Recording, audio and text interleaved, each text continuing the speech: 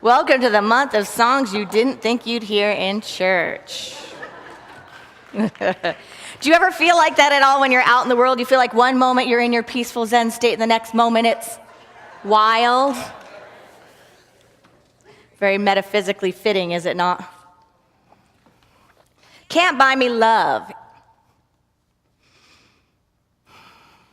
And then the rest of the song goes into, I'll buy you all these things if that's what you want, if that's what really makes you happy. But you can't buy love, but if you want, I'll buy you all these things if that'll make you happy. Have we thought about our values? Have we thought about what makes us happy, about what turns our crank, about what we need in order to feel fulfilled, to feel peaceful, to feel successful, to feel grateful, to feel abundant, to feel happy? Have we really contemplated that? Or are we just a carbon copy of what the world says, what society says we're supposed to feel when X, Y, and Z happens? Does anyone have one of those old school checkbooks? I have one that, you have the check on the top and then you have your carbon copy on the bottom, right? Are we the one writing the checks or are we the carbon copy? Are we the one writing the checks, signing our names? Or are we the carbon copy? And are we walking around as a carbon copy, waiting for anything to imprint upon us? Have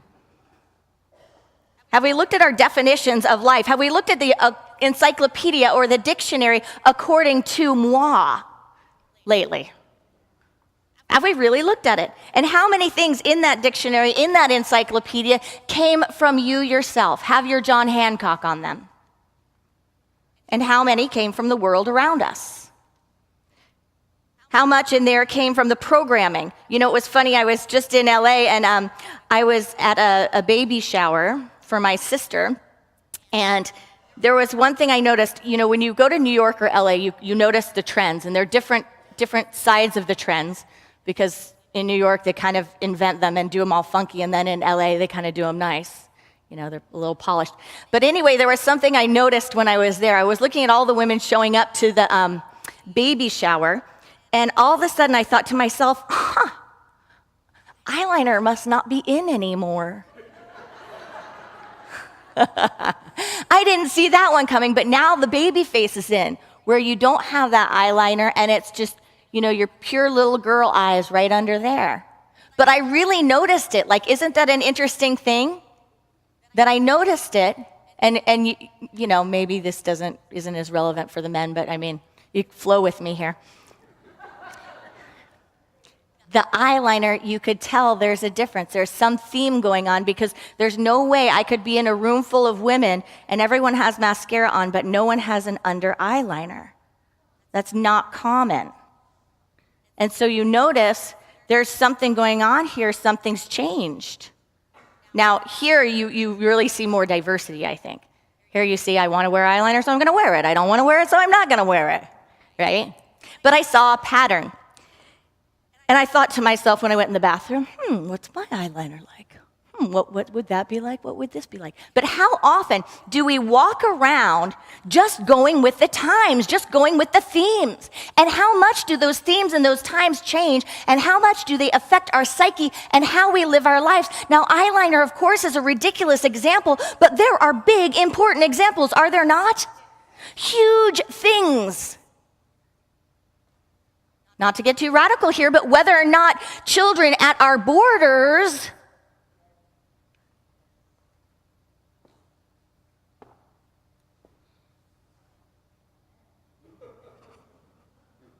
or whether or not,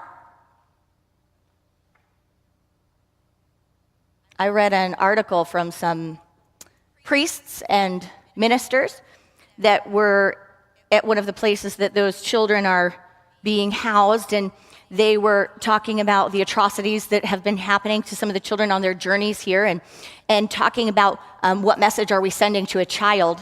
What message are we sending to a child, and what message am I sending to my child as I respond to this issue?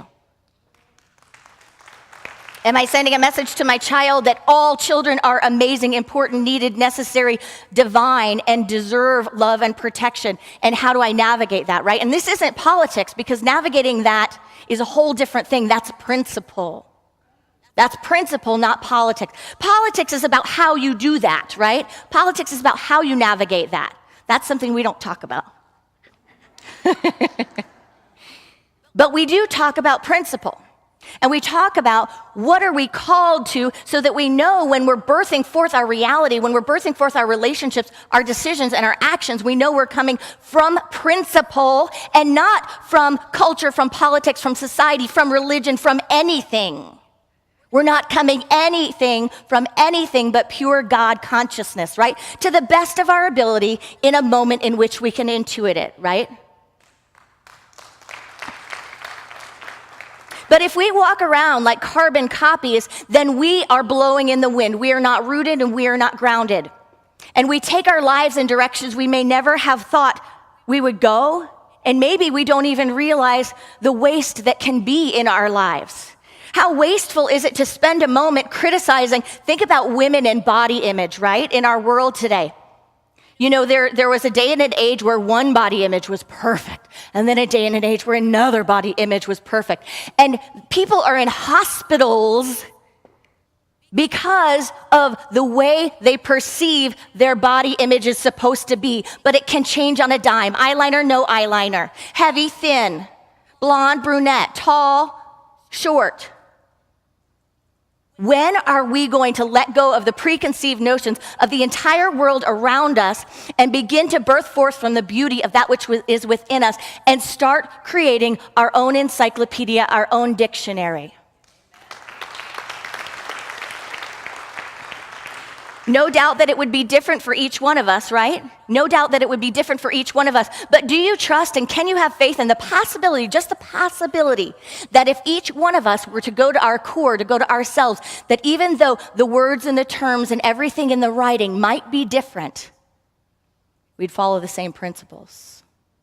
We'd follow the same core: love, intelligence, true beauty, true peace. It's time that we begin stripping ourselves of all of the paradigms of that which is around us and waking up to the perfect divine blueprint that is within us.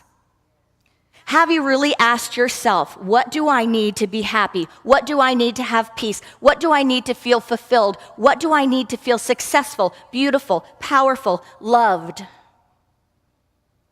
I have found for myself that the closer I get to the answer, nothing, the closer I am to fine. The closer I get to the answer, nothing. What do I need to feel? This, nothing.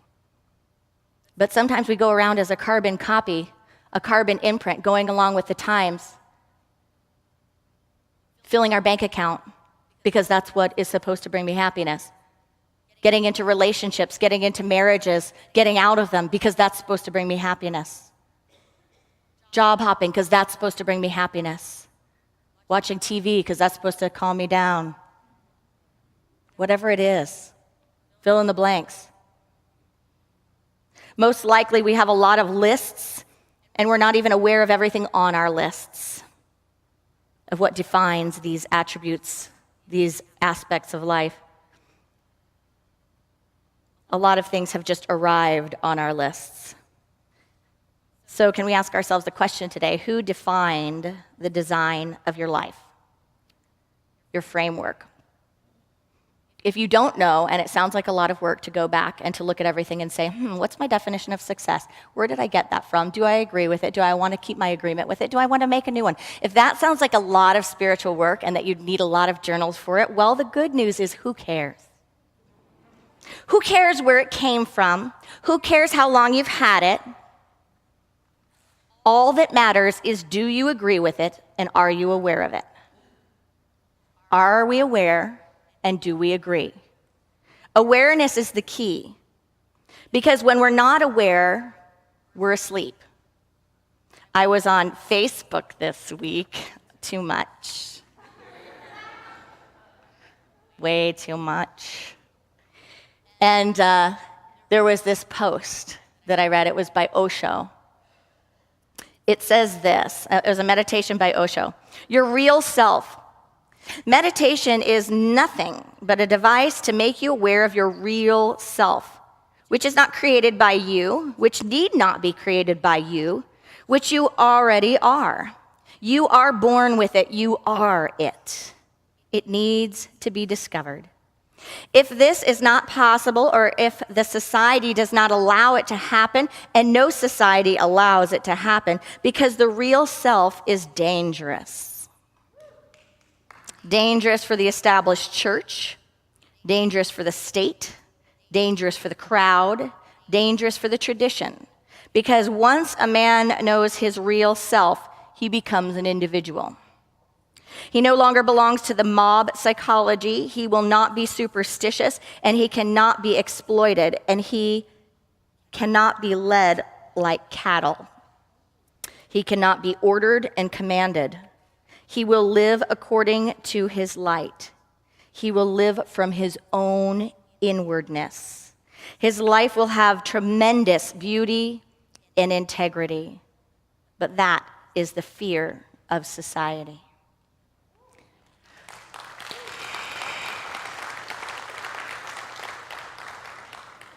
Does that make you want to get on Facebook? Like Unity Village Chapel when you're on there, if you do. So can we take that first step of just being aware? Because awareness through meditation is really the only avenue, and it's something that no one else can do for us. Only we can do it for ourselves. There is only one person that can give us awareness and that can contemplate these ideas. Swami Vivekananda said, you have to grow from the inside out. No one can teach you. No one can make you spiritual. There is no other teacher but your own soul. There is no other teacher but your own soul. So are we ready to look into some of our definitions today? Some of our ideas that may be inherited or that may have made it onto us as a carbon copy. Our spiritual journey is about looking at everything that is in that book that defines us and declaring with spiritual maturity that I am in charge of that. That I actually have the pen and I own the book. That I can actually, maybe it's a pencil, right?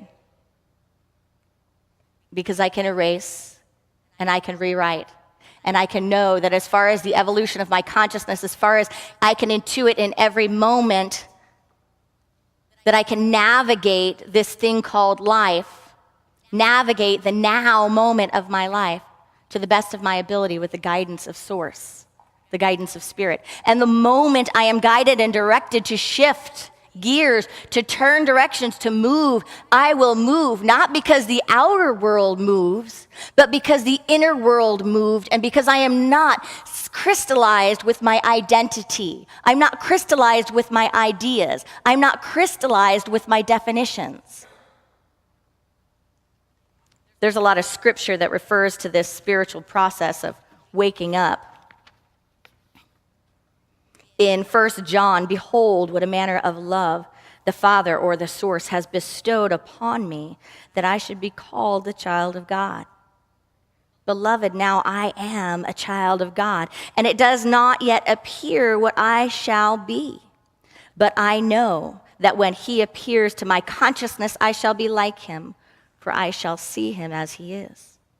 2 Corinthians, but I with an open heart and mind, beholding him as looking into a mirror, the glory of the Lord, and being changed into the same image from glory to glory, even as by the Spirit of the Lord. 2 Corinthians, for where the Spirit of the Lord is, there is freedom. Where the Spirit of the Lord is, there is freedom. So where the Spirit of the law is, where the Spirit of the principle is, where the Spirit of the divine source is, there is freedom. There is the ability to co-create with the divine, not to recreate that which already doesn't work, or that which separates us, or that which limits us, or that which makes us criticize and annihilate our own selves and each other. From Romans, Let me not be conformed to the things of this world, but let me be transformed by the renewing of my mind, that I may prove, in fact, I may demonstrate that which is good and excellent, the perfect will of God, the perfect will of the source. So what are some of our concepts, our ideas of self and world? The master teacher fought for humanity to wake up to the programming, to wake up to the state of sedation, and to not go by the definitions and the letters of the law that are written all around us, but instead to go directly to source. So think for a moment about relationship. What does it mean to you, even when you hear the word relationship? What are your definitions of it? Think about job and money. Are we mesmerized by the social constructs of the time? Do we think that thin is better than heavy? That more money means more happiness? Do we follow our own road, or are we trying to get to the top? And who made the top of the mountain we're trying to get to? Who made the top of the mountain we're trying to get to?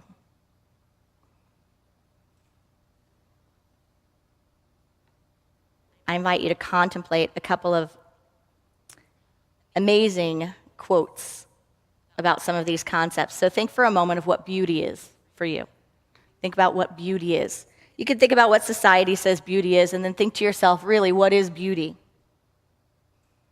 David Hume says that beauty in things exists in the mind which contemplates them. Beauty in things exists in the mind which contemplates them. Isn't that amazing? Doesn't it seem to be true? If you think about beauty and where does beauty exist, we get all these messages about it being a thing, a way, a look, and that changes with the times. But entertain the concept that beauty in things exists in the mind which contemplates them. Therefore, if we behold a magnificent mind, how does beauty show up? How does it shift? Matthew Fox, if you look closely at a tree, you'll notice its knots and dead branches, just like our bodies. What we learn is that beauty and imperfection go together wonderfully. That beauty and imperfection go together wonderfully. Would you like to rewrite any of your definitions? I think we're called all of the time to rewrite our definitions. In the book Celebrate Yourself by Eric Butterworth, where we learn to celebrate self, celebrate the individual, which is actually the one presence, the one being, the one of humanity, the one of all beings. He says, we tend to live at the circumference of our being and to become totally other-directed. Happy conditions make for our happiness, and inharmonious conditions make for confusion and inner conflict. We lose sight of our uniqueness as an integral part of the universe. The need is to be still and listen, and let God sing his song through you. Look away from the lonely nobody in the crowd that you may have seen yourself as being, and look to the larger concept where the whole universe has meaning because of you. The whole universe having meaning because of you. Dennis Waitley said happiness. Happiness cannot be traveled to, owned, earned, worn, or consumed. Happiness cannot be traveled to, owned, earned, worn, or consumed. Happiness is the spiritual experience of living every minute with love, grace, and gratitude. Lao Tzu said, mastering others is strength. Mastering yourself is true power. How would that look if that was our world's definition of power? If we reinvented even the quiet parts of ourselves that might think power has to do with how much authority I have over anything, over anyone. That idea that is power is a false idea. That in fact, true power is mastering yourself. Mastering yourself. Imagine in an instant how that would shift the outer world. Gandhi said, power is of two kinds. One is obtained by the fear of punishment, and the other by acts of love. Power based on love is 1,000 times more effective and permanent than the one derived from fear or punishment. So why is it so important for us to take off these masks, to take off these worldly definitions? Why is it so important? In the Lord's Prayer, a lot of people think it's a prayer just to recite, that's the purpose of the prayer. But entertain the possibility that the Lord's Prayer was a prayer where the master teacher was teaching us how to pray, teaching us in what way to pray. So when we hear the words, lead us not into temptation, but deliver us from evil, lead us not into temptation, but deliver us from evil, we can get that there was a key there was a clue there, showing us that part of our prayer has to do with our work. Lead me not into disillusionment. Lead me not into sedation. Lead me not into being a carbon copy of the world that's presented to me. But deliver me from evil, deliver me from error, deliver me from the sleep, deliver me from the excuses, deliver me from all of the false ideas of who and whose I am, so that I may be a catalyst on this planet for bringing heaven closer to earth, to having and to sharing the daily bread, for expressing the consciousness of co-creation. Because we have all come here, I believe, to this time and place, at this moment of creation, not to be caught up in what we're wearing or what we're doing. How many of us in this moment, if you could, instead of doing anything extra with your money for the next week, if you actually could break through all of the barriers and think of whatever world event is on your heart right now, right? Think of any world event that's going on right now that you know about that pains your heart to see. If you could take your funds and you could be direct about it, and you could say, here's your meal, here's the food, here's the safety, here's the flight out of there, here's the flight back here, here's whatever it is. If you could take everything, and just say, for this next week, I know it's gonna get there, how would you be living your life? How would we be living our lives? I know what I would be doing and what I wouldn't be doing. Are we on purpose? The reason it's so critical to wake up to our definitions, to wake up to our ideas, is because we have the tendency in the human condition to become asleep to what we are here to do and to believe in the false reality that I can't make a difference.